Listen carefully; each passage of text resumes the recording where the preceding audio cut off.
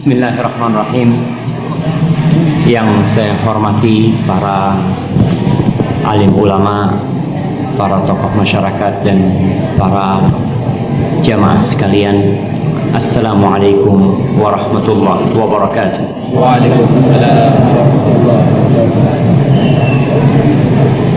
Alhamdulillah alladzi arsala rasulahu bil huda wa dinil haqq liyudhhirahu 'ala ad-din kullihi walau karihal kafirun. Segala puji bagi Allah Jalla Jalaluh yang telah mengutus nabinya dengan agama yang benar untuk Allah menangkan agama ini di atas seluruh agama, walaupun orang-orang kafir tidak menyukai hal itu. Kita yakin seyakin-yakinnya bahwa al-Islam ya'lu wa la yu'la alaih. Kita harus mempertahankan keyakinan kita dengan usaha. Bagaimana agama Allah ini menjadi agama yang disukai dan dicintai oleh umat manusia. Tidak sedikit orang Islam yang membuat agama ini rusak, sehingga orang mau masuk Islam nggak jadi. Dia melihat kita bicara tentang kebersihan, ya, kita bicara tentang kedisiplinan, kerapian. Ngelihat orang Islam nggak disiplin, nggak bersih, nggak rapi, kata dia kayak gini nih orang Islam. Akhirnya orang itu benci dengan agama Allah ini gara-gara kita. Jangan sampai menjadi penyebab keluarnya orang dari Islam atau menjauhnya orang dari agama Allah ini. Allahumma salli ala Muhammadin wa azwajihi wa dhurriyyatihi kama sallaita ala ali Ibrahim wa barik ala Muhammadin wa azwajihi wa dhurriyyatihi kama barakta ala ali Ibrahim innaka Hamidum Majid. Ya Allah, ya Rahman, ya Rahim, semoga salawatmu, semoga salam berkah dan nikmatmu senantiasa kau curahkan untuk hamba kekasihmu, untuk baginda Nabi kita Muhammad sallallahu alaihi wasallam, dan untuk keluarga beliau, untuk istri-istri beliau, untuk putra-putri beliau, dan untuk seluruh sahabat Nabi radhiyallahu ta'ala anhum ajma'in. Amma ba'd.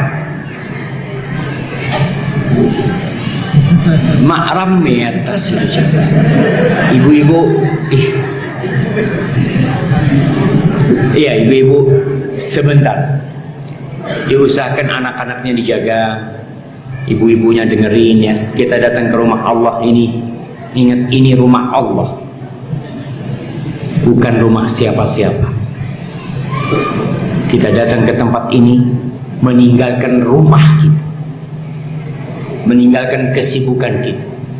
Habis isya nih, biasanya orang itu lapar, makanya antum dikasih kotakan di situ. Tapi herannya ustadznya tak beri. Nih, takut ustadznya suruh ceramah, ustadz. Tapi nggak apa-apa, kita harus sabar jemaah. Makanya harapan antum dengarkan jemaah sambil makan nggak apa-apa. Yang lapar daripada antum dengarkan ceramah sambil tidur, ahsan mendengarkan ceramah sambil makan, nggak apa-apa. Insya Allah itu lebih berkah. Dan kita ke rumah Allah, jangan lupa dijaga adab di rumah Allah. Ini tolong yang HP-nya belum offline, di offline jemaah. Kesian sama yang lain. Ana lihat dulu, nih belum offline. Ini belum offline kapi. Iya. Coba diperiksa nih jemaah, yang belum offline di offline kan.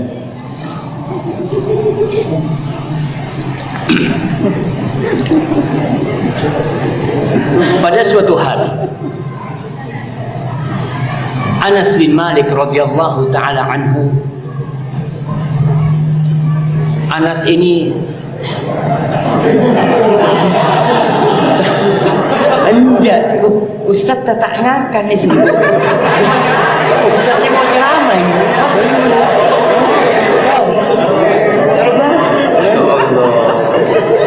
Minyak geluh yang terakhir. Nggak terlalu panitianya terlalu semangat. Kalau ustadznya makan, nggak ceramah.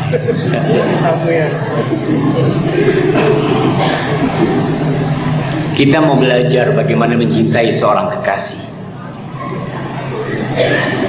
Dalam hidup ini, setiap manusia memiliki kekasih. Kalau tidak istrinya, anak. Kadangkala sebagian suami sudah bosan sama istrinya. Dia berpikir, Ustaz, kalau bukan karena anak, sudah anak tinggal istri anak. Begitu pula banyak istri yang sudah tidak suka sama suaminya. Bahkan mungkin tiap hari doanya, ya Allah, kapan suamiku mati? Kalau sudah benci dia karena mungkin suaminya menyiksa dia, menyakiti dia sudah tidak suka. Tapi dia tidak ingin bercerai karena takut anak-anaknya menjadi korban dari perceraian itu. Dari kisah itu dapat kita simpulkan, cinta dan kasih sayang itu memiliki bukti nyata, bukan hanya sekedar ungkapan di lisan. Sebagaimana kebencian kepada seseorang itu ada buktinya. Buktinya apa? Ente nggak suka, anak nggak datang kajian, anak nggak suka Ustaz, anak nggak datang. Ente datang, anak suka, kita akan datang. Pada suatu hari, di dalam hadis riwayat Imam Bukhari dan Muslim, Anas menceritakan, Anas ini siapa jemaah? Sebutkan 3 keutamaan Anas bin Malik. Anak kasih hadiah. 3 keutamaan Anas bin Malik. Nah, fadhal. Oh, kalau makan jangan jawab lah. Yang nggak makan nih jawab. Mana yang mau jawab? Kita nih kalau cinta sama Nabi SAW, kita dituntut cinta kepada orang yang dicintai Rasul SAW. Anas ini termasuk kekasih Nabi SAW. Siapa tuh Anas? Sebutkan 3 keutamaan Anas bin Malik.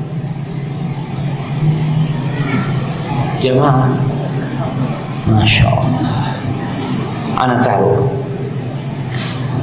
Anas bin Malik pembantu Rasul Sallallahu Alaihi Wasallam. Dia sahabat Nabi yang mendapatkan doa dari Rasul Sallallahu Alaihi Wasallam. Doa dipanjangkan umurnya, doa dibanyakkan anaknya, diberkahi rizkinya, dan dimasukkan dan diampuni oleh Allah Jalla Jalaluhu.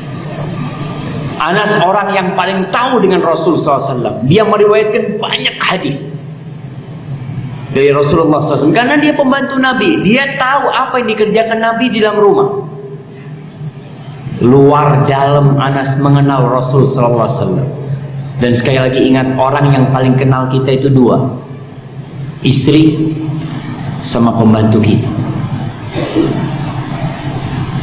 Kalau jamaah kepingin tahu sama ustaz, tanya sama pembantu.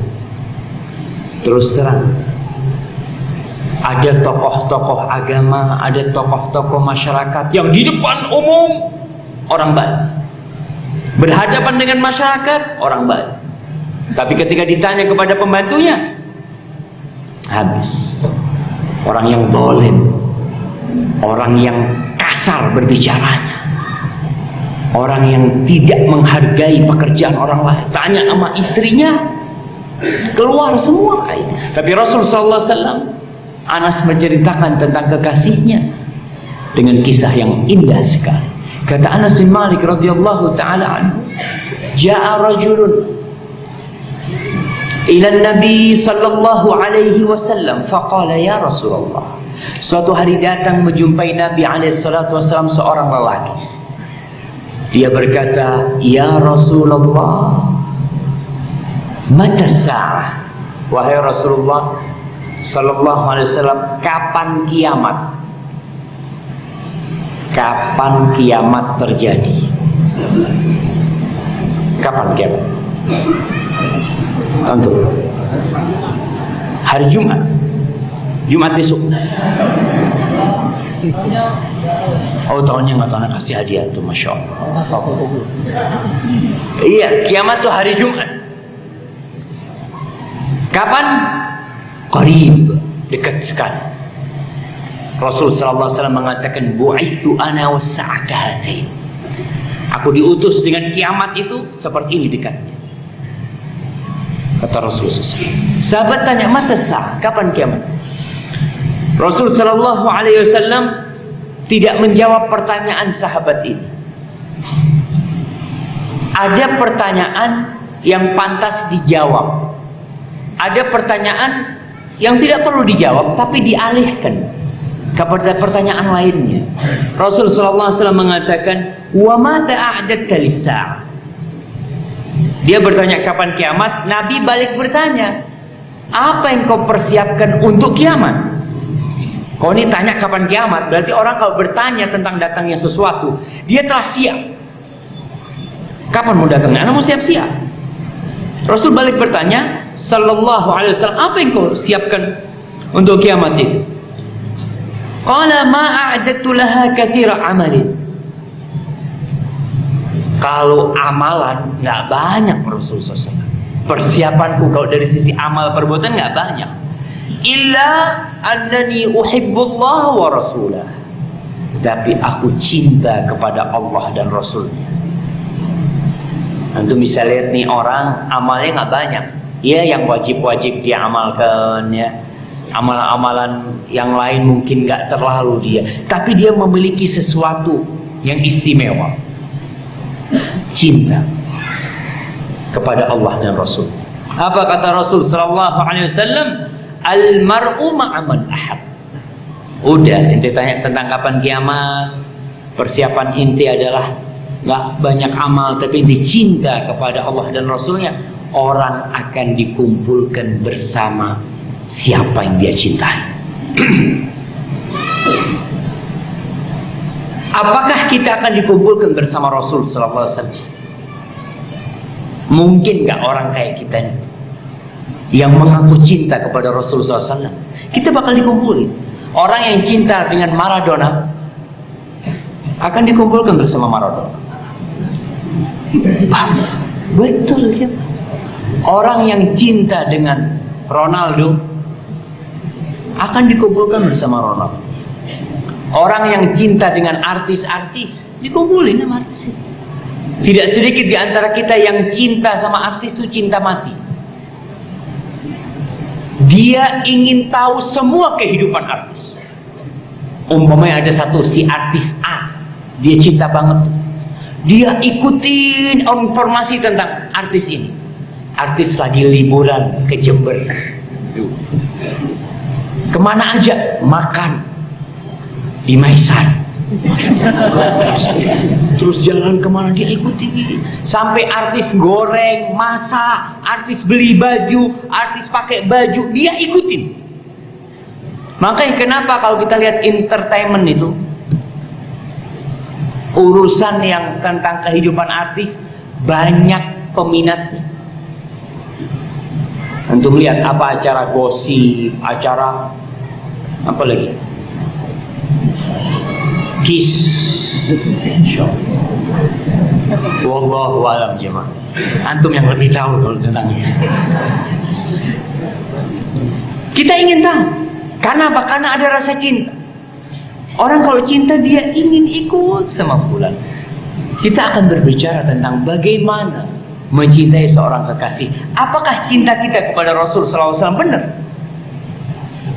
Ada orang yang cinta sama Nabi alaihi salatu wasallam dengan lisannya. ngomongnya doang. Ana pembela Rasul sallallahu alaihi wasallam. Adzan tak entar ke masjid. Pembela Nabi adzan nih. Ada orang yang seperti itu. Ucapannya didustakan dengan perbuatan. Dia mengaku cinta Rasul sallallahu alaihi wasallam, tapi dia mencela sunnah-sunnah Rasul sallallahu alaihi wasallam. Kita bicara tanda-tanda orang yang mencintai Rasul sallallahu alaihi wasallam. Yang pertama, antum catat tuh jemaah. Ada yang bawa pulpen, insyaallah. Ingat kata Ibnu Mas'ud radhiyallahu taala anhu, kun aliman aw muta'alliman aw mustami'an wa la takun ar-radhi' fatahla. Jadilah engkau orang yang alim. Orang yang alim, yang belajar, yang ngerti, punya ilmu dia. Aw muta'alliman, atau orang yang ngaji, yang belajar. Yang ketiga, jadilah engkau, kalau nggak jadi alim, nggak jadi muta'alim, jadilah mustami', yang mendengarkan. Jangan jadi orang yang keempat. Orang yang keempat ini nggak alim, nggak muta'alim, nggak mustami'. Apa bedanya muta'alim sama mustami'? Muta'alim bawa pulpen sama kertas, niat belajar, catat. Mun mustami' nyambi kopeng. Jangan jadi yang keempat, datang kajian tedu. Biasanya memaresa ini katondu ya Pak. Kadang-kala antum datang masih lapar tadi, dapat kotaan, alhamdulillah, alhamdulillah, kenyang, alhamdulillah, alladzi at'amani wa saqani. Habis gitu langsung bismikallahumma amunullah. Jangan, belum mari kajiannya. Kita akan lanjutkan kajian. Yang pertama, percaya dengan kekasih. Kau kalau cinta sama kekasihmu ngomong cerita macam-macam, percaya. Kenapa? Anak cinta sama dia. Apa yang dia omongkan yakin benar. Orang sekampung mau ngomong bohong, tidak, kekasihku tidak pernah dusta. Ente kau percaya? Nah, karena anak sudah cinta mati sama dia. Ketika Rasul sallallahu alaihi wasallam Isra Mi'raj, Nabi alaihi salatu wasallam sampai ke kota Mekah, antum bisa bayangin perjalanan Isra-nya Nabi itu. Dalam satu perjalanan alaihi salatu wasallam sebenarnya butuh 1 bulan naik onta. Pulang pergi 2 bulan. Ini Isra. Mi'rajnya wallahu a'lam. Kita bisa tahu jarak antara bumi dengan langit pertama, langit kedua, langit ketiga, keempat, kelima. Orang-orang kafir Quraisy ketika Nabi menceritakan alaihi salatu wasallam bahwa beliau telah berisra dari Mekah ke Masjidil Aqsa, subhanalladzi asra bi'abdihi lailan minal masjidil harami ilal masjidil aqsa. Orang-orang Mekah punya bahan. Nih, kita sampaikan kepada pengikut-pengikut Muhammad sallallahu alaihi wasallam bahwa nabimu dia mengaku sudah ke Masjidil Aqsa, terus balik. Perjalanan nggak sampai semalam. Datang orang, sebagian betul mulai imannya goyah ketika dapat berita seperti itu. Mereka datang ke Abu Bakar As-Siddiq radhiyallahu taala anhu. Karena Abu Bakar ini orang yang paling percaya sama Nabi. Ini kekasih Rasul SAW. Ya Abu Bakar, ini percaya enggak Muhammad nih alaihi salatu wassalam katanya ngaku dia berangkat ke Masjidil Aqsa terus balik. Gak sampai semalam udah nyampe ke Mekah. In kana qal fasada. Kalau benar Nabi alaihissalatu wasallam mengatakan itu, benar yang dia katakan. Pasti. Kata, ente percaya sama dia? Iya. Ana percaya sama dia dengan berita dari langit yang turun ke bumi. Cuma kayak gitu mudah bagi Allah Jalla Jalla. Maka Abu Bakar mendapatkan gelar As-Siddiq. Masya Allah. Nggak ada Kalau kita lihat orang-orang sekarang, orang Islam mendapatkan informasi dari Rasulullah SAW, kok kayaknya nggak pas ya buat aneh, nggak masuk akal. Insya Allah. Banyak orang Islam seperti itu, mengaku cinta kepada Rasulullah SAW, tapi menolak informasi dari Nabi SAW. Allah berfirman, "Wama yantiqu 'anil hawa." Nabi itu nggak bicara dari hawa nafsu. In huwa illa wahyu yuha. Itu wahyu dari Allah Jalla Jalaluhu.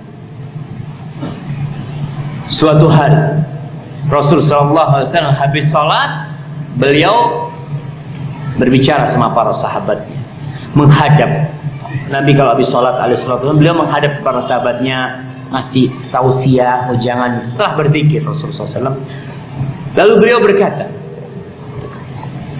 "Bainama rajulun yasuqu baqaratan farakibaha faqalat inna lam nukhlaq li hadha innama khuliqna lil harb." Nabi bercerita sallallahu alaihi wasallam, ketika ada seorang lelaki lagi bawa sapi. Sapi biasanya digeret ya, dibawa tuh sapi. Tahu-tahu tuh lelaki mungkin dia capek, sapinya dinaikin, dibuat kendaraan sama si lelaki. Lalu sapi itu ngomong kepada yang naikin dia, "Kita nih sapi nggak diciptakan untuk dinaikin, kita diciptakan untuk membajak sawah." Percaya? Sapi bisa ngomong. Percaya?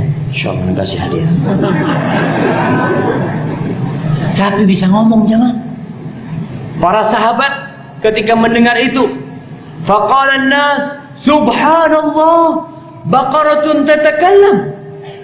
Mereka subhanallah, takjub dan heran, sapi bisa ngomong. Faqala Rasulullah sallallahu alaihi wasallam, lalu Rasul sallallahu alaihi wasallam berkata, "Fa inni u'minu bihadza ana wa Abu Bakar wa Umar." Aku percaya dengan berita ini. Abu Bakar juga percaya, Umar juga percaya. Padahal Abu Bakar dan Umar nggak ada di situ. Nah, tapi Rasul SAW tahu dengan Abu Bakar dan Umar dan kecintaannya kepada beliau. Percaya. Tapi bisa ngomong, kita percaya. Wa baina rajulun fi ghanami. Dan ketika ada seorang lelaki lagi di kambingnya, lagi gembala kambing, id ada alaihi dhi'b fa akhadha syatan minha fa adrakahu fastanfadhaha min faqala hadha istanfadhaha minni faman laha yawm as-sabu' yawma la ra'iya laha ghairi. Ini orang lagi gembala kambing, tahu-tahu ada serigala ngambil kambing, dikejar sama pengembala ini, akhirnya kambingnya bisa diselamatkan. Ketika diambil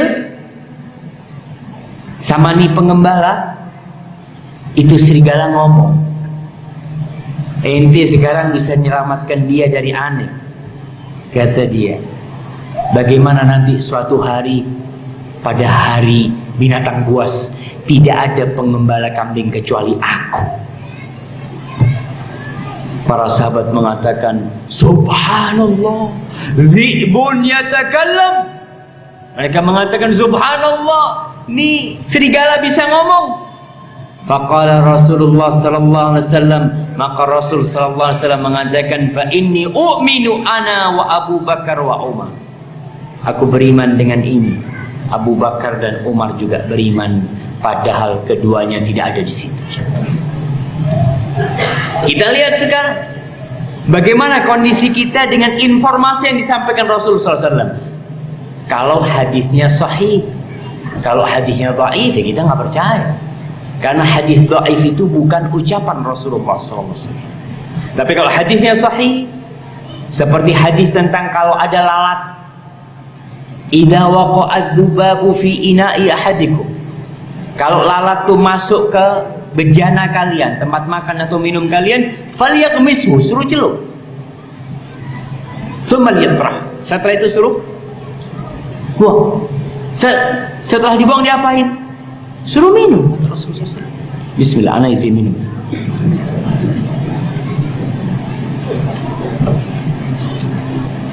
Sekarang musim lalat deh, musim lalat sekarang. Di mana-mana ada lalat. Rasulullah SAW nyuruh celupin, terus suruh buang, terus boleh diminum nih. Antum bisa bayangin, boleh diminum. Orang sekarang berpikir, gimana lalat dari tempat kotoran, dari sampah masuk ke tempat minum kita, kemudian kita celupin, kita boleh minum. Rasulullah SAW mengatakan, fa inna fi ihda janahiha da wa fil ukhra shifa. Di salah satu sayap nyamuk itu ada penyakit, ada racun. Di satu sayapnya lagi ada penawarnya. Percaya enggak? Mosok Ustaz. Mungkin orang berpikir, pertama dengar hadis, masa kayak gitu? Sahih rawahul Bukhari hadisnya. Riwayat Imam Bukhari. Dan medis sudah membuktikan. Jangan antum percaya sama medis. Oh, kalau medis mengatakan itu baru saya percaya. Antum tidak percaya dengan Rasulullah SAW. Berarti antum percaya dengan dokter. Dan memang banyak orang lebih percaya sama dokter daripada sama ustaz. Yang kedua, kalau engkau mencintai Rasul sallallahu alaihi wasallam, maka berhukumlah dengan hukumnya.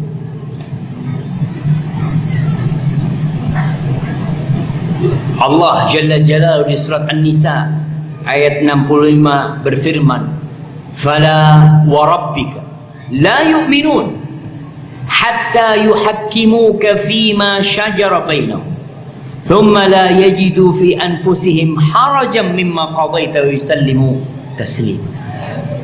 Allah berfirman, mereka demi Tuhanmu tidak beriman sampai mereka menjadikanmu Muhammad alaihi salatu wassalam sebagai hakim dalam urusan yang mereka perselisihkan. Ada ribut macam-macam, kadangkala di rumah tangga, ribut warisan. Si perempuan minta sama yang laki.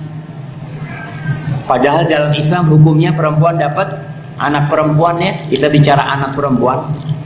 Anak perempuan dapat separuh dari bagiannya. Si istri kalau nggak punya anak dapat 1/4, punya anak dapat 1/8. Kadang-kala mereka berontak, nggak bisa. Anak nggak mau dengan hukum ini. Subhanallah. Kau beriman, kau mengaku cinta sama Rasulullah SAW, ya ikuti hukum. Pasti hukum Allah itu lebih baik dari semua hukum. Tsumma la yajidu fi anfusihim harajan. Dan ketika kita berhukum dengan hukum Allah, dengan hukum Rasulullah SAW, nggak boleh gerundel, merasa berat. Aduh, kok kayaknya nggak adil. Subhanallah. Itu hukum paling adil di muka bumi. Hukum itu datang dari Allah Jalla Jalaluhu. Wa yusallimu taslimu, dan mereka berserah diri. Oke. Para ulama menjelaskan tentang saudara-saudara kita yang hidup di Amerika umpamanya. Kadang-kala di barat itu ada orang kalau bercerai ada harta gono gini. Dalam Islam ada nggak gono gini, jamaah? Harta gono gini ada nggak? Ada dan tiada.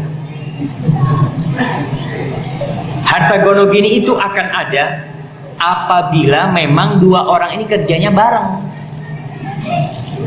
Bangun rumah bareng, beli mobil patungan, ya.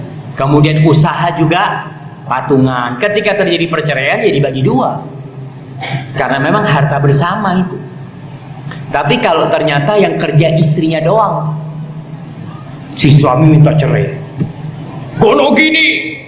Ada suami-suami nggak kerja, kerjanya ngadu ayam kadang-kala. Ketika cerai minta harta gono gini, subhanallah, boleh, nggak ada dalam Islam. Kita bicara begitu pula apabila yang kerja suaminya, si istri untuk harta gono gini nggak berhak, kecuali memang si suami kerja pakai modalnya si istri.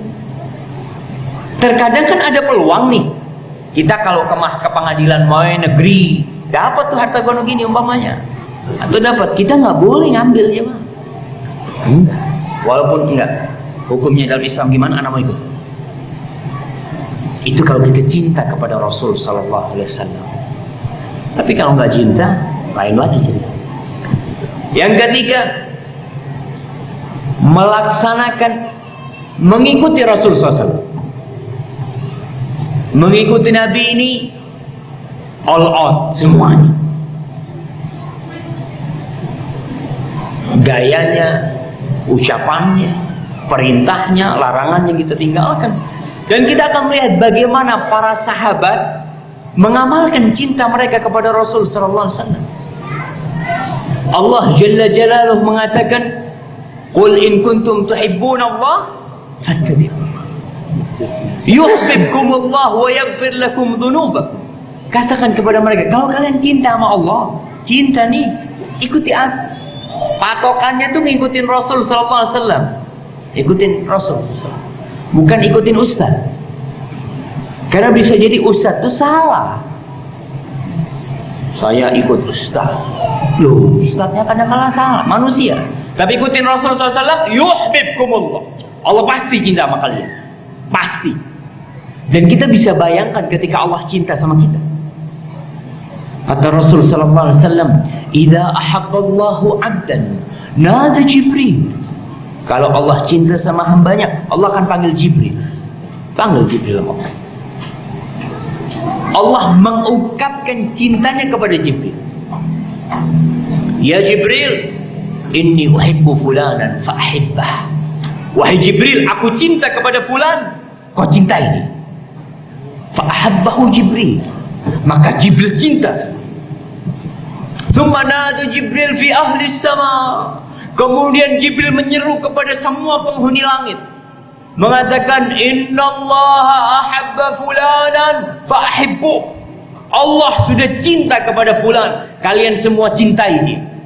Fa'ahabbahu ahlus sama, maka semua penghuni langit akan cinta kepada orang itu. Tsumma wudi'a lahul qabul fil ardh. Lalu orang ini Allah kasih, Allah bikin dia diterima di muka bumi. Jadi kalau kita ngikutin Rasul SAW, Allah cinta sama kita. Sampai kemana kita ngikutin Rasul SAW?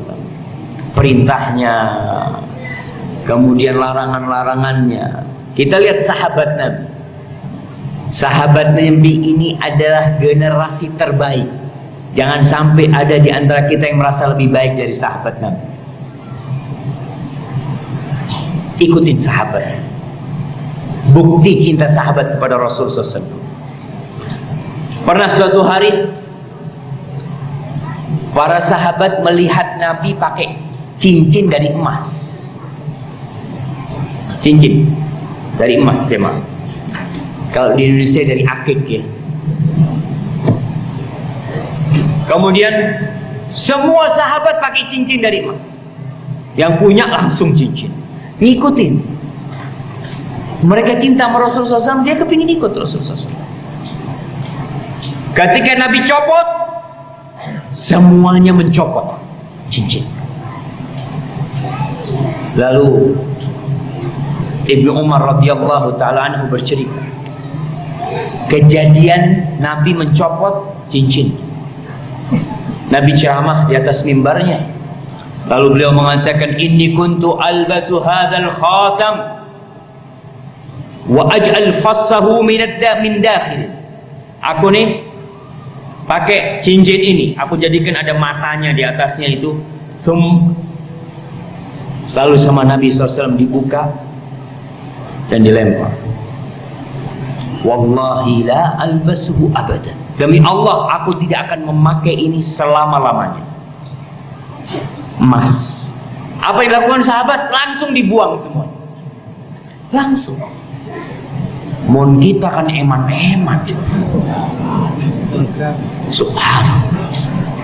Suatu hari Rasul SAW melihat ada sahabat yang masih pakai cincin dari emas. Lalu dipegang tangannya sahabat ini, dibuang sama Rasul SAW. Dibuang. Setelah dibuang, Nabi mengatakan kepada mereka, ya'midu ahadukum ila jamratin min nar fayaj'aluha fi yadi. Ada seorang di antara kalian yang sengaja ngambil bara api, dia taruh di tangan. Selesai. Nabi pergi. Nih cincinnya dibuang. Apa kata sahabat yang lain? Ente ambil. Boleh, maksudnya boleh dimanfaatkan, nggak boleh dipakai. Ente bisa jual, ente bisa kasihkan istri ente. Apa kata sahabat ini? La, wallahi la akhudhu abadan.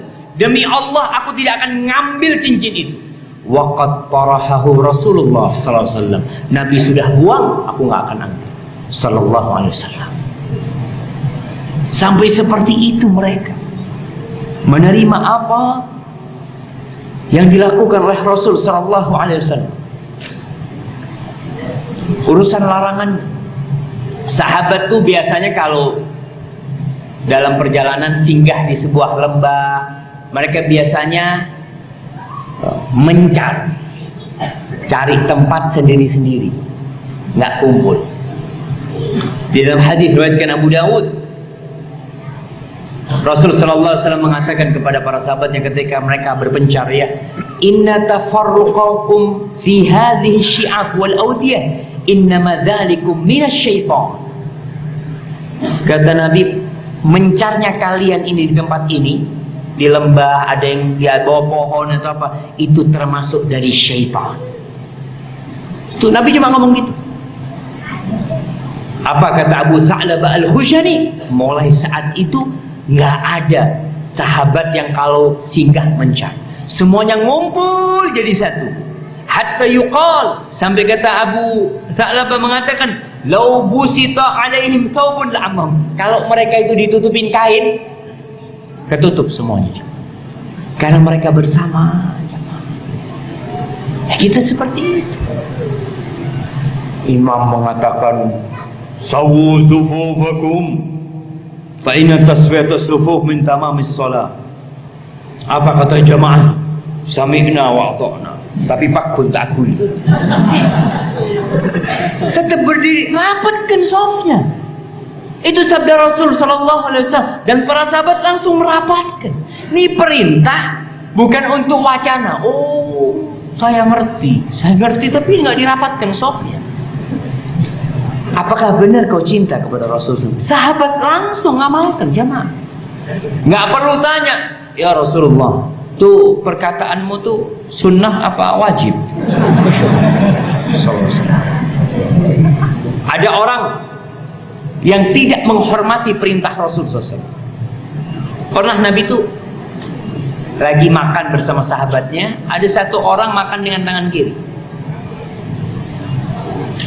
Apa kata Rasul SAW? Kul biyamini, makanlah kau dengan tangan kanan. Orang ini mungkin kidal. Ada orang-orang kidal yang dia biasa pakai tangan kiri. Kata Rasul SAW, lastata', mudah-mudahan kau nggak bisa. Karena dia mengatakan aku nggak bisa. Nabi mengatakan mudah-mudahan kau nggak bisa. Maka orang ini pun fama ru'iya yarfa'u yaminahu, tidak pernah kelihatan ngangkat tangan kanan, lumpuh aja. Perintah Nabi. Nabi mengakul biyaminik, makan dengan tangan kanan. Mau kita katakan enggak, kita anak biasa kayak gini. Malah kadang-kadang mendebat. Orang yang kasih tahu, tunggu, Anda mau tanya, hukumnya minum pakai tangan kiri itu sunnah apa wajib? Atau haram atau cuma makruh? Sebenarnya, subhanallah. Dan ini banyak di masyarakat ini ngakunya cinta sama Rasulullah SAW. Mana penghormatan? Mus'ab ibn Zubair, dia pernah mendapatkan informasi dari salah seorang pemimpin orang Ansor itu, satu berita yang nggak nyaman. Dia ini mau dia labrak nih, sahabat ini. Ketika dia mau labrak, datang Anas bin Malik radhiyallahu taala anhu masuk ke rumah. Lalu kelihatan nih temannya Anas lagi mau melabrak, marah. Apa kata Anas bin Malik? Sami'tu, aku mendengar Rasulullah sallallahu alaihi wasallam yaqul. Rasulullah sallallahu alaihi wasallam bersabda, istausu bil ansari khairan. Kalian tuh berbuat baiklah kepada orang-orang Ansar. Au qala ma'rufan, perbuatan yang ma'ruf. Iqbalu min muhsinihim, terimalah dari orang-orang yang baik dari mereka. Wa tajawazu an musiihim, dan kalian maafkan kesalahan orang-orang Ansar. Apa yang terjadi? Mus'ab langsung turun dari kursi tempat dia duduk dan dia meletakkan pipinya di apa nih namanya? Di karpet ya. Dia tangis. Apa kata dia? Amru Rasulullah sallallahu alaihi wasallam ala ra'si wal 'ain. Perintah Rasul sallallahu alaihi wasallam aku laksanakan. Di kepalaku dan mataku akan melaksanakan. Langsung dia. Enggak ada tanya, ini kan punya salah sama ana dia. Nggak ada. Perintah Rasul maafkan mereka, langsung dimaafkan. Kita yang perlu bagaimana mencinta itu pembicaraan lain nanti, bagaimana kita menumbuhkan cinta. Tapi kita berbicara tentang bagaimana tanda seorang cinta kepada Rasul sallallahu alaihi wasallam. Hadis ini diriwayatkan Imam Ahmad dan Abu Dawud radhiyallahu taala an rahimahullahu taala meriwayatkan sebuah hadis. Hadis dari Jabir bin Abdullah radhiyallahu taala anhu. Kata Jabir, "Lamma istawa Rasulullah sallallahu alaihi wasallam yaum al-Jum'ah." Ketika Rasulullah sallallahu alaihi wasallam beliau naik tuh di mimbarnya pada hari Jumat, lalu beliau berkata, "Ijlisu, duduklah para sahabat." Nyuruh sahabatnya pada duduk. Fasami'a dzalika Ibnu Mas'ud. Fajalasa ala babil masjid. Ibnu Mas'ud itu dengar suara Nabi, tapi dia belum masuk masjid. Jamaah. Ibnu Mas'ud dengar Nabi nyuruh duduk, duduk di depannya pintu masjid. Langsung duduk Ibnu Mas'ud. Karena Nabi nyuruh duduk. Nggak ada perkataan, oh Nabi nyuruh yang di dalam tuh mungkin mereka pada belum duduk. Langsung duduk, dengar sabda Rasul SAW. Jamaah. Apa kata Ibnu Mas'ud? Ketika Ibnu Mas'ud duduk, kelihatan sama Nabi. Ta'al ya Abdullah bin Mas'ud, sini kau. Dia belum masuk ke masjid, sudah duduk di sana. Disuruh masuk sama Rasul SAW. Allahumma salli wa sallim ala nabiyina Muhammad. Kemudian, kalau kita cinta kepada Rasul SAW, maka hormatilah Rasul SAW. Menghormati Nabi gimana? Menghargai perintah, mencintai orang yang dicintai Rasul SAW. Nabi cinta sama siapa? Siapa aja.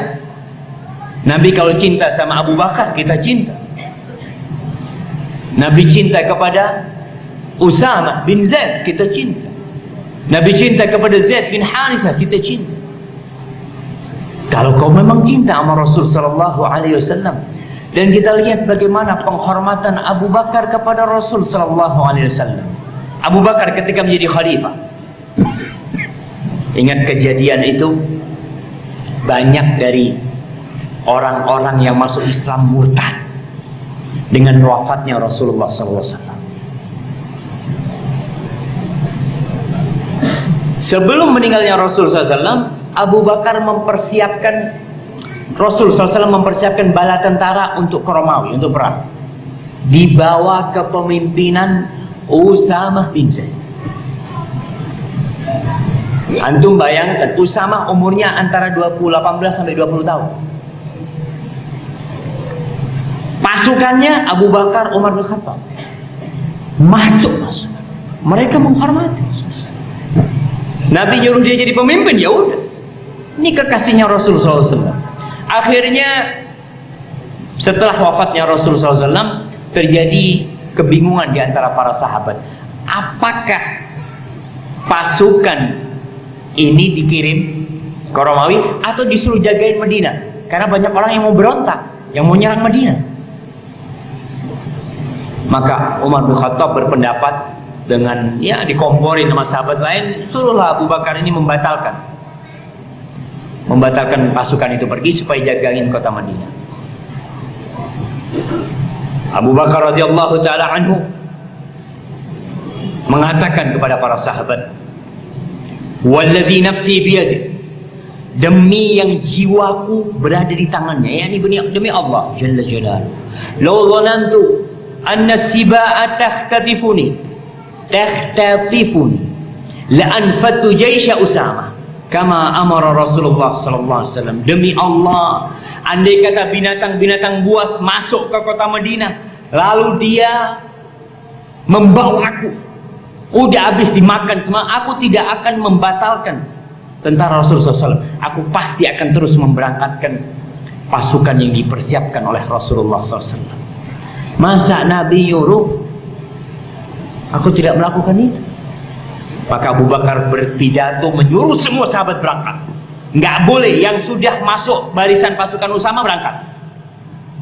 Cuma Abu Bakar minta supaya Umar bin Khattab boleh nggak ikut untuk mendampingi Abu Bakar Siddiq di kota Al-Madinah An-Nabawiyah. Dan benar, setelah pasukan ini pergi, masyarakat yang memberontak pada ketakutan. Kata dia, kalau orang Madinah ini nggak punya kekuatan, nggak mungkin tentaranya disuruh pergi. Pasti mereka punya persiapan. Maka mereka menunggu melihat kalau pasukannya kalah baru menyerang. Ternyata pasukannya menang, nggak jadi mereka. Kemudian kita lihat bagaimana penghormatan Ummu Habibah. Siapa itu Ummu Habibah? Siapa? Istrinya Rasul SAW. Siapa yang tahu namanya Ummu Habibah? Siapa namanya? Romlah. Ini bisa. Nah, biasa mun rok jadilah. Romlah binti Abi Sufyan. Abu Sufyan datang masuk ke kota Madinah, langsung mendatangi putri. Ketika masuk mendatangi Ummu Habibah, mau duduk di kayak sejadahnya Rasulullah SAW, sama Ummu Habibah digulung. Kata bapaknya, kenapa ente gulung? Apakah karena ente nggak suka anda duduk di situ, atau ente takut karena ente menghormati anak mungkin itu sejadahnya nggak bagus seperti itu? Apa kata Ummu Habibah? Ini sang ngomong sama bapaknya. Kata Ummu Habibah, "Hadza firasyu Rasulillah sallallahu alaihi wasallam." Ini sejadahnya Rasulullah sallallahu alaihi wasallam. Wa anta musyrikun najis. Engkau musyrik dan najis. Falam uhibba an tajlis ala firasy. Aku enggak mau kau duduk di atas sejadahnya Nabi. Tuh, menghormati Nabi alaihi wasallam. Nabi enggak ada. Kadang-kala kita ini menghormati orang kalau di depannya kan. Depannya pura-pura menghormati. Mon budi lain lagi. Hati-hati. Dan Ummu Habibah bagaimana dia menghormati Rasulullah SAW lebih daripada penghormatan dia kepada bapaknya. Dan memang harus seperti itu. Kita harus mencintai Rasulullah SAW lebih dari bapak kita, lebih dari ibu kita, lebih daripada ustadz kita, lebih daripada anak kita. Pernah Abdullah bin Umar Khattab, dia lagi ngomong sama orang-orang. Hadis Rasulullah SAW, la tamna'u ima Allah masjid Allah. Jangan kalian larang perempuan-perempuan itu, budak-budak perempuan Allah itu untuk ke masjid. Jangan, untuk ke rumah-rumah Allah jangan kalian larang. Nggak boleh tuh suami ngelarang istrinya mau ke masjid, ya. Istri mau ikut kajian ke masjid, nggak boleh. Haram hukum. Selama si istri baik pakai kerudung syar'i ke masjid, boleh, jangan dilarang. Ketika Ibnu Umar menyampaikan hal ini, itu anaknya mengatakan, wallahi la amna'anna. Demi Allah aku akan melarang istri itu ke masjid. Marah Abdullah. Aqulu laka qala Rasulullah sallallahu alaihi wasallam, aku sampaikan kepada engkau sabda Rasulullah SAW, lalu engkau mengatakan aku akan melarangnya. Fasabbuh, maka dicela anaknya. Enggak diajak ngomong sama Abdullah bin Umar sampai mati. Kenapa? Karena ini orang nggak menghormati Rasul SAW.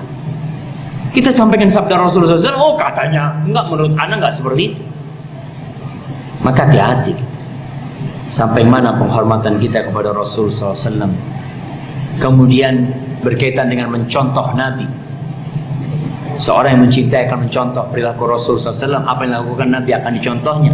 Pernah Nabi SAW sholat di Masjid Nabawi, dan kita tahu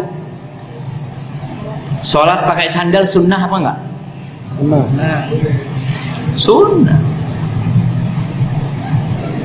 Mari kata Pak Ustaz, mak bisa sholat pakai sandal. Memang orang kalau nggak ngerti jamaah, dia akan membenci sunnah. Pernah seorang syekh cerita di Puncak, kan namanya tempat rekreasi, kadang-kadang jauh dari masjid. Akhirnya ada mahasiswa sama gurunya sholat di lahan rumput sana, sholat pakai sandal, pakai sepatu semua. Kan di sana banyak cewek-cewek yang lewat. Ada cewek-cewek lewat pakai rok mini. Melihat Nisa, gimana sholat pakai sandal? Dia, Masya Allah. Dia pakai rok mini, dia negur orang sholat pakai sandal. Masya Allah. Gak punya ilmu jemaah.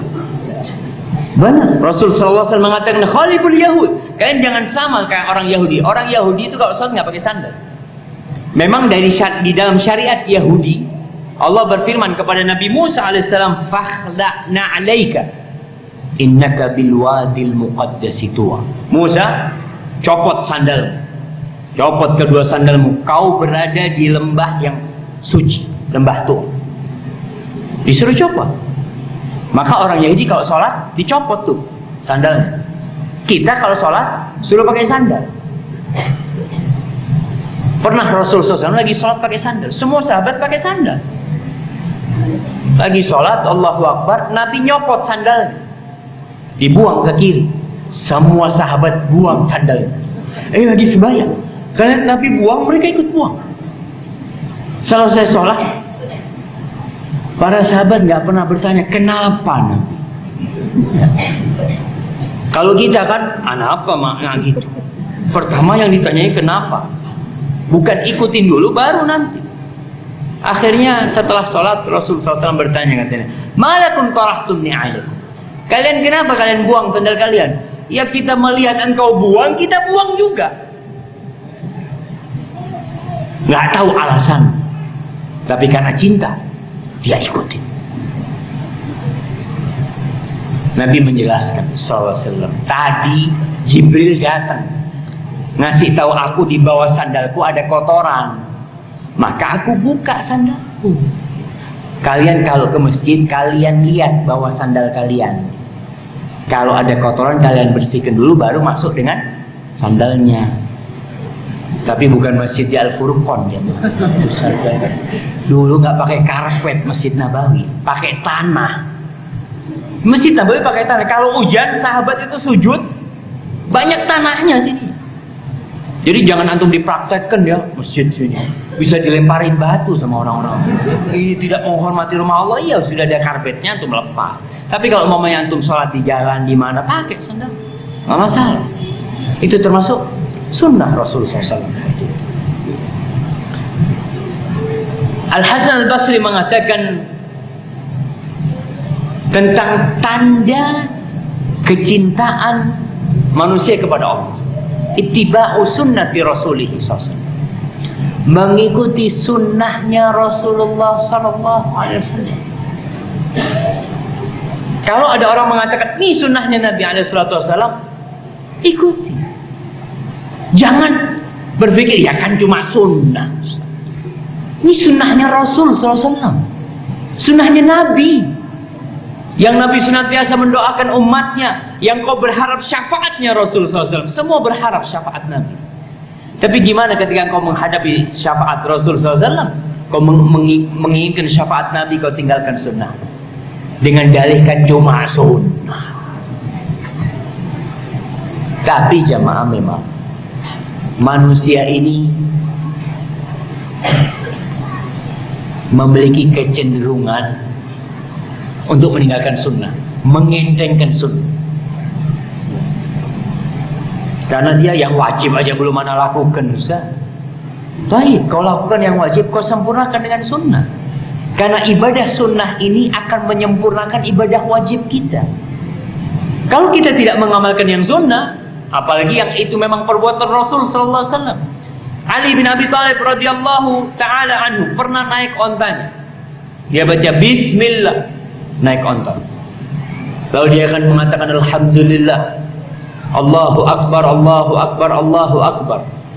Ali naik, duduk di ontanya, terus dia tersenyum. Senyum. Lalu baca doa, naik kendaraan. Subhanalladzi sakhkhara lana hadza wa ma kunna lahu muqrinin. Wa inna ila rabbina lamunqalibun. Ana mau tanya. Hafal doa naik kendaraan? Apa doanya naik kendaraan? Coba baca, ana kasih hadiah. Malere. Tiap hari naik kendaraan enggak? Blank. Iya, blank insyaallah jamaah. Mana, Sob? Antum sudah dapat hadiah, ana mau tanya. Antum? Subhanalladzi sakhkhara lana hadza wa ma kunna lahu muqrinin Wa inna lahu muqrinun. Terus wa ma kunna lahu muqrinin wa inna ila rabbina lamunqalibun. Antum biasa baca enggak? Kok salah barusan? Tadi apa? Grogi. Jamaah, kita tiap hari naik kendaraan. Tapi banyak di antara kita tidak ngamalkan. Ya kan cuma sunnah. Ali bin Abi Thalib bukan cuma sunnahnya baca doa itu. Dia tersenyum ya, Mak. Kata dia, "Ya Abul Hasan, malaka tadhak?" Kenapa kau tertawa? Aku melihat Rasul SAW naik ontanya, baca bismillah, alhamdulillah, kemudian dia tersenyum. Cuma ingin ngikutin Rasulullah SAW. Kita tiap hari naik kendaraan nggak baca doa, kecuali mau mogok.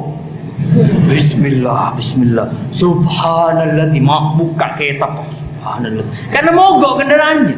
Kalau langsung hidup nggak baca doa. Maka jemaah, ini benar-benar kecintaan yang bohong kalau kita ngomong cinta sama Rasul SAW. Tiap hari masuk kamar mandi, toilet, nggak pernah baca doa. Keluar dari toilet, nyaman. Apa doanya masuk toilet dan keluar toilet? Masya Allah. Coba pakai baju, tiap hari pakai baju. Istrinya pakai baju baru, beli baju baru, doakan. Apa doanya? Ilbas jadidan wa'ish hamidan wa mut syahidan yabla wa yukhlifullahu. Kita ngakunya cinta sama Rasul sallallahu alaihi wasallam. Anas bin Malik radhiyallahu taala anhu bercerita bahwa ada tukang jahit ngundang Nabi alaihi salatu wasallam makan. Dia bikin makanan, diundang Rasul SAW. Anas cerita, aku diajak sama Nabi untuk makan di rumah orang itu. Faqarraba ila Rasulillah sallallahu alaihi wasallam khubzan wa maraqan fihi dubba wa qadi. Ternyata sajiannya itu roti, kuah daging yang isinya itu labu kuning. Tahu labu apa itu jemaah? Walu. Walu ya, kayak walu kuning itu jemaah. Seperti itu. Dan ada potongan daging kering di dalamnya. Rasul SAW ketika makan itu kan biasanya makan di nampan ya, ditumplokkan di situ kan. Itu Nabi SAW dicari sisa-sisanya labu kuning itu jemaah. Falam azal uhibbud dubba min yawma idin. Kata Anas bin Malik radhiyallahu ta'ala, mulai saat itu aku cinta sama dubba. Karena lihat Rasul cinta sama itu. Kita melihat Nabi makan. Kita ini kadang kala Ramadan mau buka apa? Kolok langsung. Padahal ada kurma. Kita tahu ada kurma. Kita mungkin nggak suka sama kurma, ya Allah Ustaz, nggak biasa makan kurma Ustaz. Baik, kau tahu Rasul cinta sama kurma? Iya, makan kurma. Ketika kau makan, harapannya Rasul ini makan ini, sallallahu alaihi wasallam. Kita tumbuhkan cinta. Makanya insya Allah antum besok minta istrinya masak labu.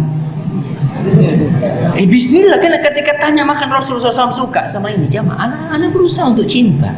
Walaupun antum mungkin nggak suka, Bismillah. Anas bin Malik cinta karena Rasulullah SAW cinta dengan itu. Kemudian kalau kita melihat sahabat Nabi radhiyallahu taala anhum, mereka cintanya itu bukan hanya dengan lisan, bukan hanya dengan mengikuti amalannya, dengan percaya dengan informasi yang disampaikan, tapi mereka juga berkorban jiwa dan raga mereka untuk Rasul sallallahu alaihi wasallam. Anas bin Nadhr. Anas bin Nadhr ini pamannya Anas bin Malik. Ketika perang Badar, dia tidak turut. Karena memang perang Badar itu tidak ada rencana perang. Anas nggak ikut. Ketika Nabi pulang sallallahu alaihi wasallam, Anas mengatakan, "Ya Rasulullah, kita nggak tahu kalau ada peperangan." Kalau tahu, kalau Allah memperkenankan bagi aku untuk berperang bersamamu, insya Allah aku akan tunjukkan apa yang aku akan perbuat. Dan betul, ketika perang Uhud, ketika dikumandangkan dakwah untuk berperang, ya khairullah irkabi, wahai kuda-kuda Allah, berangkat nih. Itu para sahabat semua berangkat. Sampai yang kemanten baru berangkat. Handolah tuh pengantin baru berangkat dia. Maka yang Handolah nih ketika perang Uhud selesai perang basah kuyup, padahal nggak ada hujan. Ternyata dia dimandikan oleh malaikat. Bayangkan dia perang dalam kondisi junub. Antum kalau kemanten baru perang, aduh kan masih banyak yang lain. Ini berangkat Handolah. Anas bin Nadhr berangkat. Ketika dalam perjalanan perang sudah terjadi, di tengah-tengah peperangan umat Islam dipukul mundur oleh orang-orang musyrikin, dan ada informasi dusta yang mengatakan bahwa Rasulullah SAW udah tewas. Sebagian sahabat ketika mendengar kekasihnya meninggal dunia langsung lemes. Antum bisa bayangin, antum dengar mamanya, syuf istrimu meninggal, itu mau nggak mau? Atau ibu kita dikasih tahu lagi semangat ya, antum lagi olahraga lagi apa, tahu-tahu dengar berita ibu kita meninggal, itu mungkin kita nggak bisa ngangkat kaki kita. Sebagian sahabat lemes, mereka melemparkan pedangnya. Anas bin Nadhr lewatin mereka, udah melemparin pedangnya. Fayaqulu lahum, Anas berkata kepada mereka, "Ma balukum qad alqaitumus silah?" Kalian ngapain udah dilempar senjata kalian? Faqalu qutila Rasulullah sallallahu alaihi wasallam.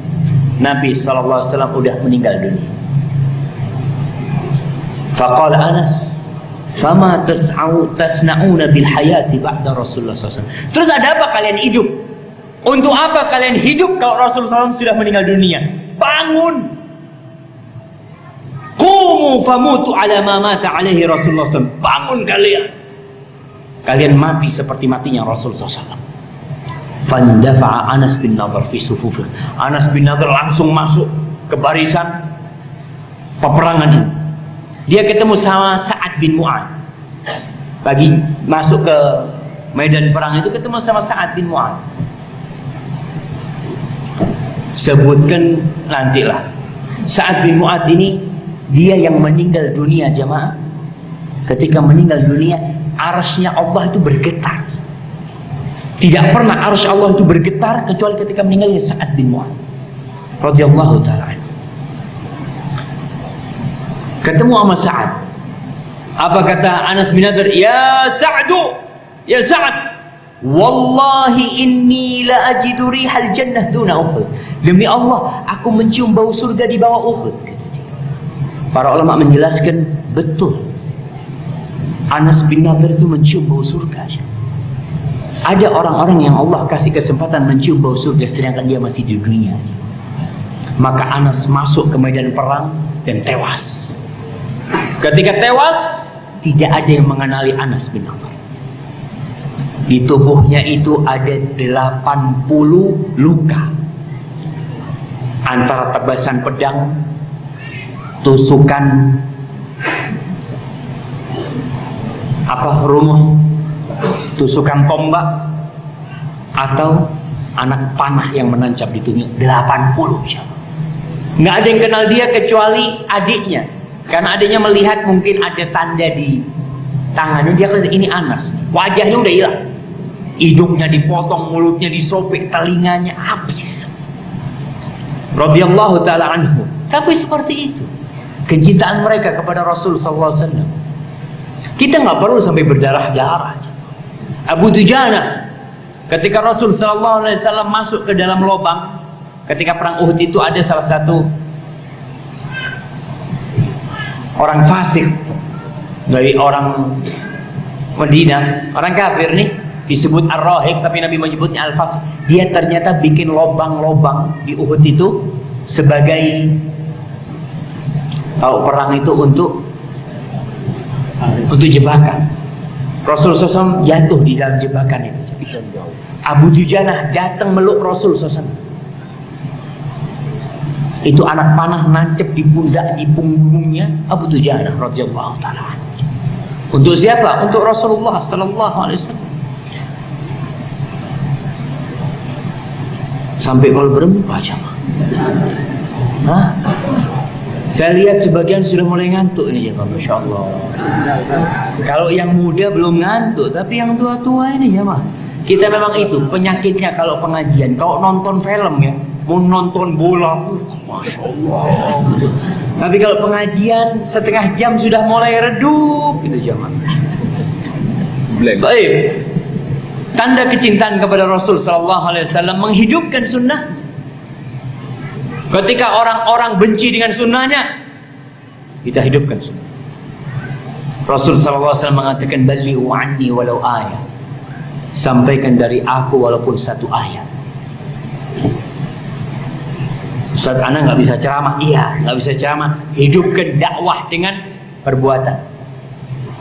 Entar ke masjid, kita hidupkan sunnah Rasul. Pas azan ke masjid, ketemu orang, Assalamualaikum, Assalamualaikum. Jangan permisi. Karena kita tahu masyarakat kita ketika ketemu orang, apa yang dia lakukan? Nuwun sewu, ngapora, numpang lebet. Apa? Ustaz, kita kan Nusantara, Ustaz. Iya, Nusantara kita. Kita ada di Indonesia, tapi kita Muslim. Kita pengikut Rasul sallallahu alaihi wasallam, bukan pengikut siapa-siapa. Siapa yang harus kita ikuti? Rasulullah SAW. Nabi kita Rasul SAW. Tiap hari kita mengatakan asyhadu an la ilaha illallah wa asyhadu anna Muhammadar Rasulullah sallallahu alaihi wasallam. Maka kita gitu Nabi. Kalau ketemu orang, mulai hari ini ketemu orang nggak ada lagi permisi. Apa? Assalamualaikum. Kadang-kala kita mau assalamualaikum pertama kali nggak dijawab, tak jawab. Perak dilihat, subhanallah, saya ingat sama anak saya, assalamualaikum sama orang, assalamualaikum. Iya, nggak bisa iya jawabannya assalamualaikum. Itu nggak biasa. Kita hidupkan di kampung kita.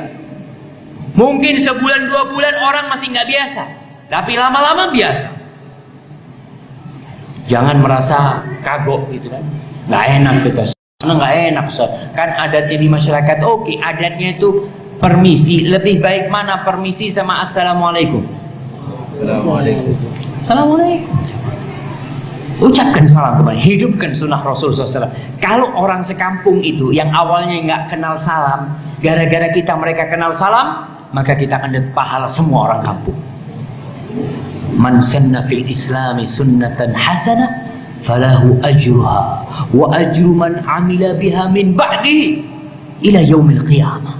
Sampai hari kiamat. Kalau orang kampung itu kadang-kadang kita lihat anak kecil, kalau antum biasakan salam, anak kecil itu akan nunggu antum. Kalau lihat datang orang ini, mereka berdiri. Mari gini, assalamualaikum ini biasa. Iya. Mereka kan aneh memang assalamualaikum. Tapi kita hidupkan sunnah Rasul SAW. Kemudian tanda cinta kepada Rasul SAW, banyak mengingat Nabi dan banyak bersolawat. Banyak bersolawat. Ingat, solawat itu bukan sebuah acara jamaah. Karena di masyarakat kita, mereka banyak memahami solawat itu ya solawatan. Bukan. Solawat itu hidup kita bersolawat. Jangan nunggu ada solawatan baru bersolawat. Di rumah nggak pernah bersolawat. Solawat. Kapan banyak waktu? Ketika masuk masjid, Allahumma sholli ala Muhammad. Ketika habis azan, solawat. Ketika habis kajian, kita baca salawat buat Rasul sallallahu alaihi wasallam. Banyak tempat-tempat kita dianjurkan bersolawat. Dimanapun. Man shalla alayya salatan, sallallahu alaihi biha ashran. Barang siapa yang bersolawat 1 kali buat aku, maka Allah akan bersolawat 10 kali buat dia. Kita di rumah duduk-duduk ya, ibu-ibu sambil goreng apa? Goreng ikan, Allahumma sholli ala Muhammad wa ala ali Muhammad umpamanya. Saya ingat di Jogja ada seorang ustaz cerita, ada ibu tua, perempuan tua ini, Masya Allah, dia kalau habis asar berangkat ke musola. Di musola itu ada pohon mangga atau pohon apa, banyak daun yang jatuh. Tiap hari dia kumpulin daun itu jamaah. Ngumpulinnya nggak disapu, dia bawa tongkat ada pakunya. Dia kumpulin, terus dia masukin ke sampah. Kata remaja masjid, ya Allah, ibu tua ini kok nggak pakai sapu aja lebih cepat. Akhirnya besoknya sama remaja masjid disapu. Sebelum ibu itu datang langsung disapu. Datang tuh ibu, nangis, nangis ibu itu. Ditanya ibu kenapa ibu kok nangis? Kan sudah enak, ibu sudah nggak perlu ngumpulin lagi, ibu istirahat. Apa kata ibu itu? Saya dengan setiap daun itu bersolawat buat Rasulullah SAW. Jangan, antum solawat di rumah, iya, di tempat kerja, di sawah, apalagi hari Jumat dan malam Jumat. Fa'aksiru fihi minas salati alaihi. Kalian banyak-banyak bersolawat buat aku pada hari. Berapa kali? Terserah. 1000, 1200, 1300, yang banyak. Khususkan waktu untuk bersolawat buat Rasul SAW. Dapat apa kita? Hidup tenang. Urusan kita Allah mudahkan tatkala kita banyak bersolawat buat Rasulullah SAW. Jangan sampai antum jadi orang yang celaka. Siapa orang yang celaka? Pagi nulis, kadangkala antum nulis surat, nulis pertanyaan, Ustaz, menurut Nabi Muhammad SAW, salawat itu bukan. Banyak di jalan-jalan kita melihat SAW. Allah itu memerintahkan, ya ayyuhalladzina amanu sallu alaihi wa sallimu taslima. Wahai orang-orang yang beriman, kalian bersolawat dan bersalamlah buat Rasul SAW. Bukan ber-SAW. Orang, saya masih ingat ketika kita SD, buku pelajaran kita, buku agama itu SAW semuanya.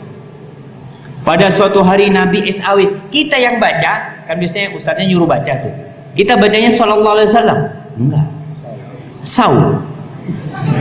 Nabi Muhammad SAW bersabda, kata Rasul sallallahu alaihi wasallam, syaqiyun abdun dzukirtu indahu falam yusalli alaihi. Celaka, melarat orang yang aku disebut di sisinya kemudian dia tidak bersalawat kepada aku.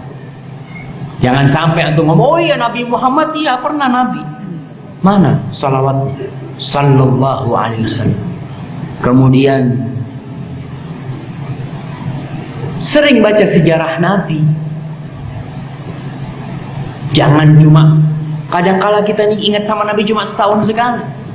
Sering atau baca, beli bukunya. Cek perak melek orang. Baca sejarah Rasulullah SAW. Kita nih kalau sering baca jamaah, tumbuh kecintaan di hati. Ya Allah, Rasulullah SAW berbuat ini itu, kita semakin cinta dengan Nabi kita alaihi salatu wasallam. Tapi kalau enggak, kita akan lupa. Dan kita tidak akan cinta kepada Rasul sallallahu alaihi wasallam. Ma'asyiral muslimin rahimakumullah.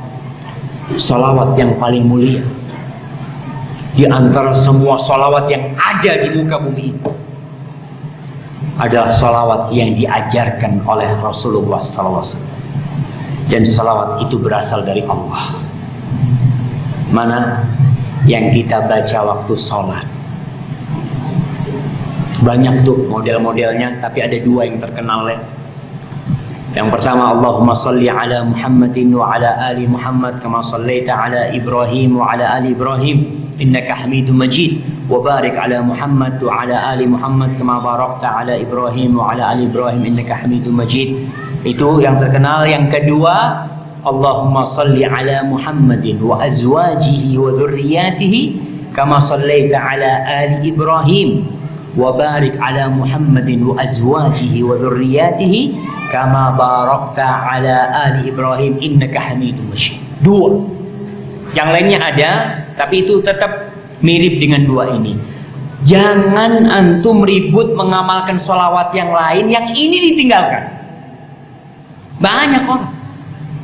Kita kadang-kala lebih cinta dengan salawat-salawat macam-macam, yang sunnah ditinggalin. Oh Ustaz, katanya lebih mandi yang itu Ustaz. Subhanallah. Jangan. Mana mungkin Allah memilihkan buat nabinya di sholat, ternyata ada yang lain yang lebih baik dari itu. Mana mungkin. Apalagi itu buatan manusia. Maka banyak-banyak baca salawat itu. Yang paling pendek yang kita baca sallallahu alaihi wasallam, Allahumma salli ala Muhammad, itu yang paling pendek, tapi tetap kita banyak berselawat kepada Rasul sallallahu alaihi wasallam. Barakallahu fikum. Baik, sebelum masuk ke tanya jawab, ana mau kasih hadiah yang bisa memberikan 7 tanda cinta kepada Rasul sallallahu alaihi wasallam. Fadhil. Nah, percaya dan yakin dengan apa yang disampaikan dan dicontohkan Rasulullah SAW. Percaya dan yakin dengan yang disampaikan oleh Rasulullah SAW. Mengikuti gaya dan perilaku Nabi SAW. Mengikuti gaya dan perilaku Rasul SAW. Nabi tidur miring ke kanan, kita miring ke kanan. Ya. Nabi kalau jalan seperti turun dari bukit, kita jalannya jangan kayak kemanten baru. Nabi kalau jalan nggak toleh-toleh ke kiri ke kanan, kita kayak gitu. Banyak kita kalau jalan, Masya Allah, Masya Allah. Nah, itu tanda cinta. Yang ketiga, menghormati perintahnya. Menghormati perintah Rasul SAW. Nabi perintahkan laksanakan. Yang keempat, mencontoh apa yang disukai Rasulullah SAW. Apa yang disukai Nabi kita sukai. Nabi suka sama kurma, kita suka sama kurma. Nabi suka sama labu kuning, Bismillah. Yang kelima, banyak mengingat Nabi SAW. Banyak mengingat Rasul sallallahu alaihi wasallam. Nah, dengan membaca sejarahnya, perjalanan hidupnya. Yang keenam, sering baca sejarah Rasulullah SAW. Sering baca sejarah. Baik. Yang ketujuh, salawat buat Rasul sallallahu alaihi wasallam. Fadhil, masyaallah. Barakallahu fikum. Barakallahu fikum. Itu mungkin yang bisa kita kaji pada kesempatan kali ini. Masih ada waktu 5 menit untuk tanya jawab jemaah. Alhamdulillah. Baik. Tafadhal, nah. Silakan.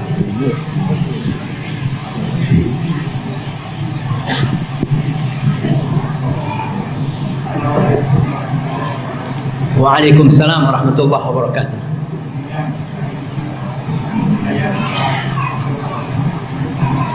Barakallah. Masya Allah. Alhamdulillah. Barakallahu fikum.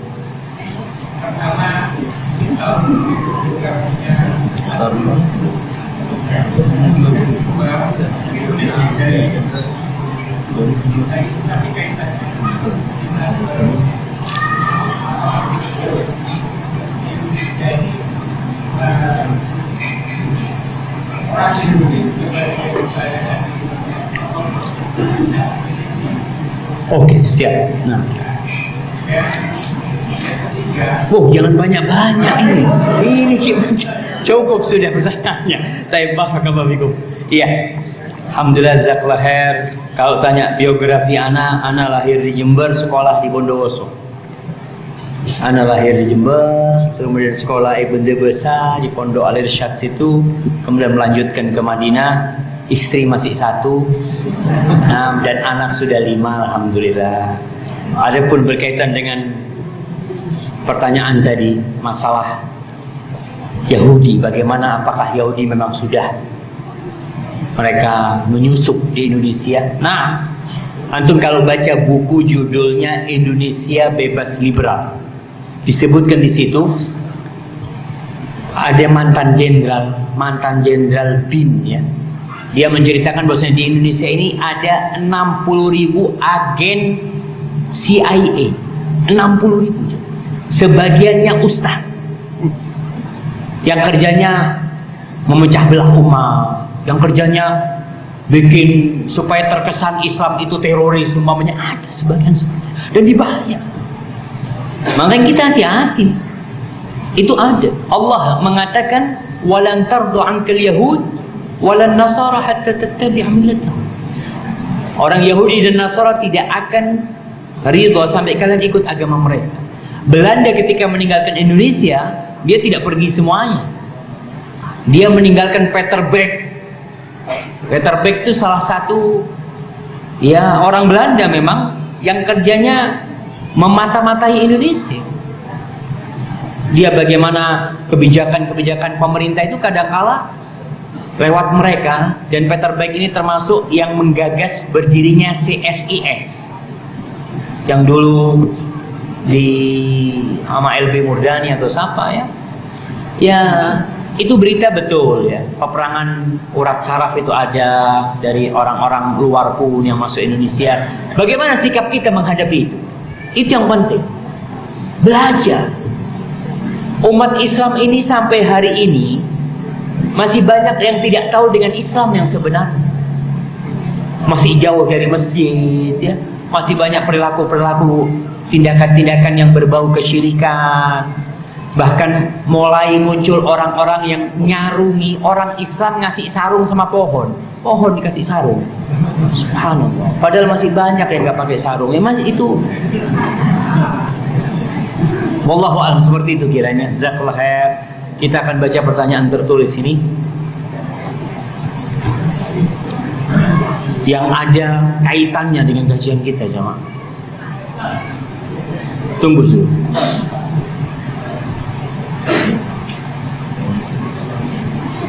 Nah, ini ada pertanyaan bagaimana menghadiri acara yang tidak ada tuntunannya dari Rasul sallallahu alaihi wasallam, umpamanya perbuatan itu dia ibadah yang memang tidak dianjurkan oleh Rasulullah SAW, tapi bagaimana kita diundang atau orang tua kita nyuruh kita berangkat, dia berusaha dengan cara yang baik-baik. Orang tua kita takut kalau kita nggak menghadiri undangan-undangan tetangga jamaah, kita tidak hablum minan nas. Betul. Kita kalau nggak menghadiri mereka, pikiran mereka kita nggak hablum minan nas, karena hablum minan nasnya cuma itu. Maka kita harus tunjukkan gimana sunnahnya Rasulullah SAW. Kita ada keluarga yang meninggal dunia, ada tetangga meninggal dunia, kita yang bikin makan. Kita datang ke mereka, takziah, kita bawa makan nih. Kita bikinkan pizza buat kau sama keluarganya, ya.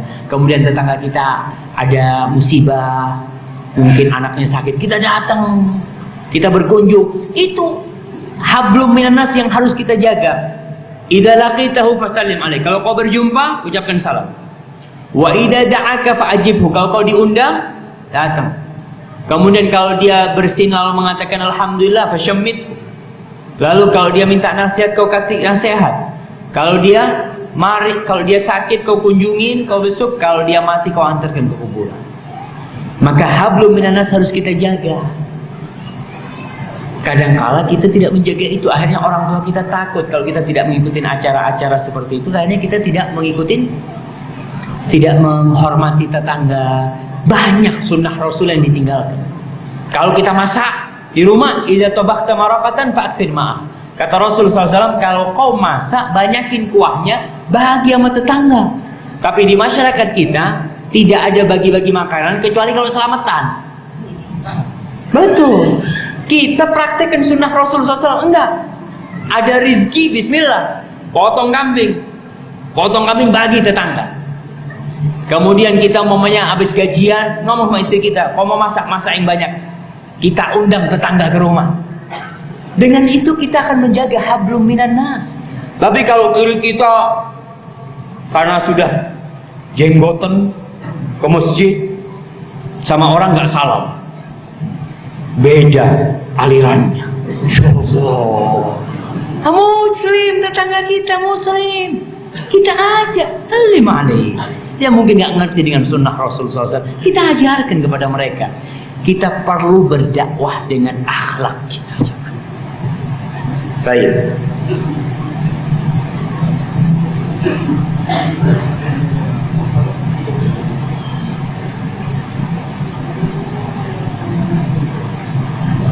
Ustaz, bagaimana jika atap dari rumah maju 60 cm ke arah jalan umum atau maju 60 cm dari batas tanah yang dimiliki? Atap ini sekaligus sebagai teras pada bangunan lantai 2. Apakah ini termasuk merampas hak tetangga? Hak umum? Jika ya, yang harus dilakukan karena terlanjur berdiri meminta izin pada sekitar, meminta izin kepada CV selaku pemilik perumahan, atau membongkar bangunan yang melebihi batas tanah. Subhanallah jamaah. Ini pertanyaan dari orang yang beriman. Insyaallah. Nah, sebutkan. Karena kita lihat di masa sekarang ada orang-orang yang bikin bangunan di tanah orang. Kadang-kala bikin bangunan di tanah orang dikasih izin. Monggo, nggak apa-apa, saya mungkin mau buka warung di sini gitu ya, silahkan. Dapat 2 tahun yang bikin rumah, yang punya tanah mau pakai, apa katanya? Wah, cek nyaman lah sih, bayar. Kadang-kala subhanallah. Dan nggak boleh. Ada yang mindah patok tanah. Allah Jalla Jalla akan membuat orang yang ngambil haknya orang itu, nanti tanah itu akan disuruh panggul sama dia di hari kiamat. Lalu bagaimana kalau kita ambil tanahnya, baik tanah umum punya pemerintah, kalau tadi dikatakan menjulur keluar ya izin.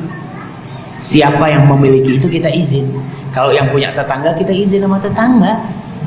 Dan memang tetangga ini nggak boleh melarang tetangganya pasang kayu di rumah. Kadang-kala kan rumah kita sama rumah tetangga itu batasnya temboknya rumah tetangga. Kita pasang paku boleh nggak di rumahnya tetangga? Nah, izin.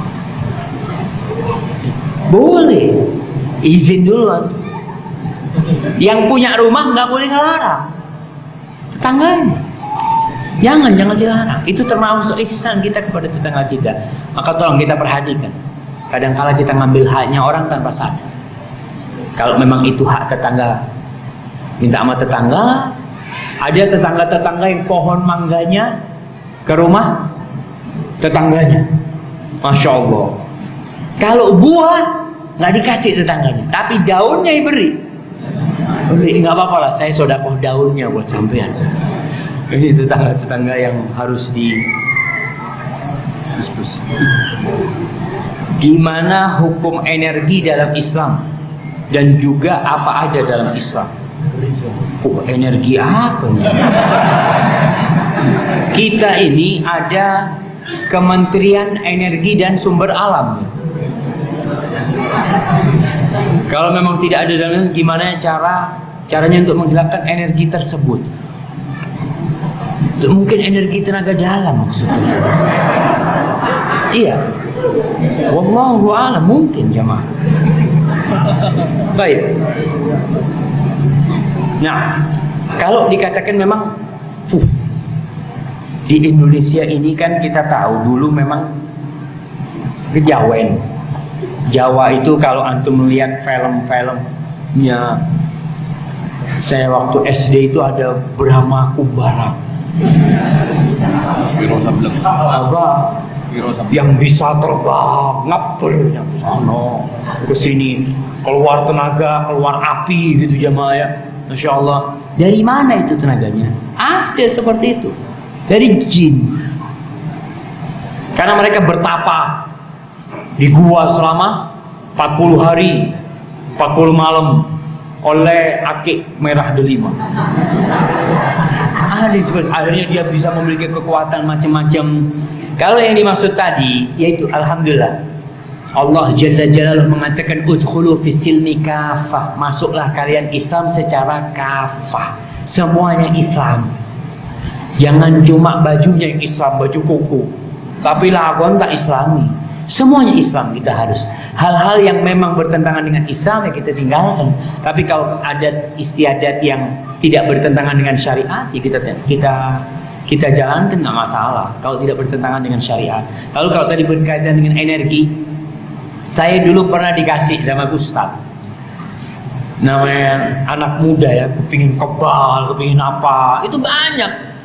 Kita di kampung diajak sama sohib-sohib berangkat.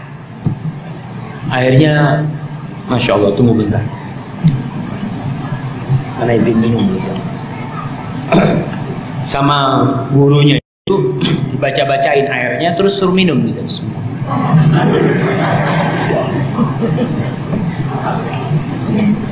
Habis gitu kata gurunya main. Kita anak pondok. Pak, Ustaz, yang bantu kita siapa? Malaikat. Salah gelu jemaah, malaikat. Kita itu dipukul jemaah, nggak kena, dipukul di, Masya Allah. Ya itu tadi mungkin jin yang jelasnya, dan bisa nyetir orang. Ada orang jalan, apalagi kadangkala ada yang apa ilmu pengasihan. Mun berani binian, itu ada, dan itu diajarkan di sebagian pesantren. Ada kitabnya, itu ada. Antum kalau lihat di Pasar Tanjung Jember itu ada judul kitabnya, itu jangan dibeli. Itu kitab sihir, itu kitab kuning, judulnya itu Manba Usulil Hikmah. Isinya itu tentang sihir. Yang mengarang memang tukang sihir, cuma pakai bahasa Arab. Dan kertasnya kuning. Orang jangan berpikir semua kertas kuning itu bukan, maksudnya buku kitab kuning itu kitab bagus semua. Itu kertasnya kuning. Kertasnya kuning, isinya macam-macam. Maka hati-hati, jangan asal beli, dan itu diajarkan di beberapa tempat itu. Maka kalau tadi dia punya energi karena hasil dari pemberian, ya kadangkala ada jinnya. Bagaimana cara menghilangkan hal itu? Dengan meruqyah, ruqyah mandiri ya. Dia baca zikir wirid pagi sore ya. Habis sholat awirid, mau tidur awirid, bangun tidur awirid, pakai baju awirid, semua zikirnya Nabi itu kita amalkan. Insya Allah mudah-mudahan hilang sendiri nantinya seperti itu. Barakallahu fiikum. Ini ada pertanyaan terakhir ya. Mau tanya Ustaz, apakah saya berdosa jika tidak menyiapkan sahur untuk suami yang menjalankan puasa Daud, sehari puasa sehari tidak, tapi kalau buka selalu saya siapkan? Syukran jazakallah khairan. Masya Allah ya. Ini ada suami-suami yang Masya Allah jemaah bisa puasa Daud jemaah, itu khairus siyam. Kata Rasulullah SAW, sebaiknya puasa adalah puasanya Nabi Daud alaihissalam. Terus bagaimana nih orang yang istri yang tidak menyiapkan sahur? Berusaha. Kalau dikatakan dosa, ya kalau suaminya marah jadi dosa. Karena termasuk hak suami dilayani. Kadang-kala ada orang-orang sekarang itu kalau ngasih makan suaminya, habis masak, kemudian disiapkan, suaminya datang baru meja makan, Dina bibi ini. Itu terjadi. Ada seorang suami yang kayak gitu, kadang-kala disiapin makan sama istrinya, istrinya nonton TV. Apa kata si suaminya ini? Kok mari, saya benih kucing. Saya bukan kucing dikasih makan ditinggal gitu kan. Didampingi. Betul jemaah. Maka istri yang seperti ini berusaha untuk memberikan khidmat kepada suaminya. Dia bangun ya, dia siapkan. Kalau dia tidak puasa, insya Allah dia dapat pahala suaminya puasa. Dengan dia bangun, mempersiapkan untuk suaminya, buka untuk suaminya, seperti itu. Rasul SAW biasanya tuh bangunin Aisyah kalau mau subuh, dibangunin Aisyah suruh sholat witir. Aisyah, dibangunin Aisyah sholat witir. Mungkin seperti. Dan suami harus sabar menghadapi istrinya juga. Hadza wallahu a'lam. Sebab itu yang bisa kita kaji pada kesempatan kali ini. Apabila itu benar itu dari Allah Jalla Jalaluhu, kalau ada yang salah dan kurang berkenan itu dari diri saya sendiri, mohon maaf atas kesalahan itu. Subhanakallahumma bihamdik asyhadu an la ilaha illa anta astaghfiruka wa atubu ilaik. Wa sallallahu ala nabiyyina Muhammad wa ala alihi washabbihi wasallam. Wassalamualaikum warahmatullahi wabarakatuh. Waalaikumsalam.